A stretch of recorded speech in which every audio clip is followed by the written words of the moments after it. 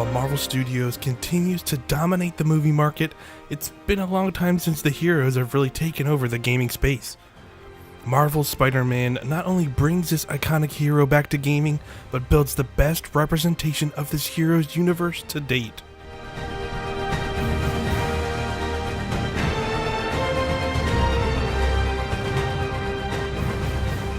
You join a Spider-Man that's not some Green Horn hero that just got his powers. He's been at this for 8 years, put away some of his most iconic villains, and is now living with the consequences of living these two separate lives. His relationship with MJ has fallen apart, and he can barely keep up with his rent. You see the toll of being a superhero has taken on him as everyday Peter Parker throughout the course of the game. That struggle is only exacerbated when the crime world is shaken up and all sorts of gangs are vying for control of New York City. The collectibles like Spider-Man's backpacks and the mad rantings of J. Jonah Jameson only add to the history of these events, giving every moment more weight and making me invested in tracking down every secret and bit of radio chatter I could find. I truly wanted to see how the history of events shaped the current Spider-Man world I was living in. Some of this, however, is caught in the usual open world trappings.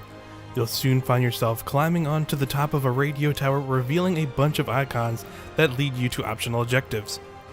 But Spider-Man moves at such a pace that I never felt bogged down by most of the side missions. There's definitely activities I enjoyed more than others, like using my movement skills to stop waste, spills, or combat trials which help unlock a bevy of suits from the hero's history. Outside of those, most are just minigames that felt a little archaic.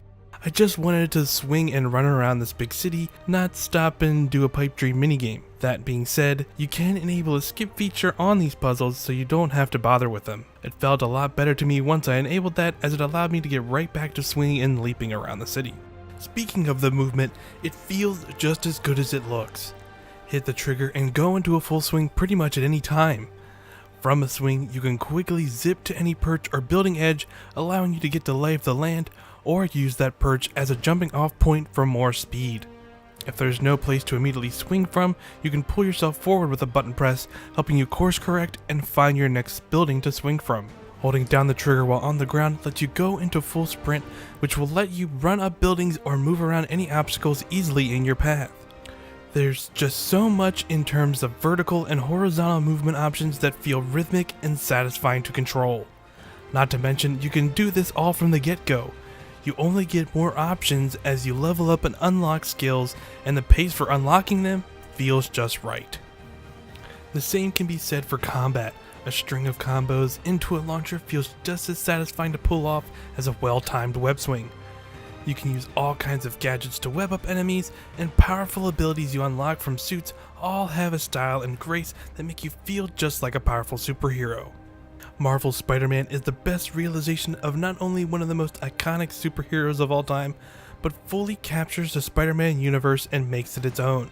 But like the current trend of Marvel films, the game is more about building the universe than telling a story, which leads to some very open threads towards the final act, and you can tell they hold back and just leave you with some major teases for future installments. I would have liked a little bit more of a satisfying ending, but what's there still resonated with me and made a Spider-Man I really cared about. Insomniac has raised the bar for superhero video games, and I can't wait to see more of what they have in store for our friendly neighborhood hero as they build this new universe. This game was reviewed on a PlayStation 4 Pro system, with a retail copy of the title purchased by the reviewer.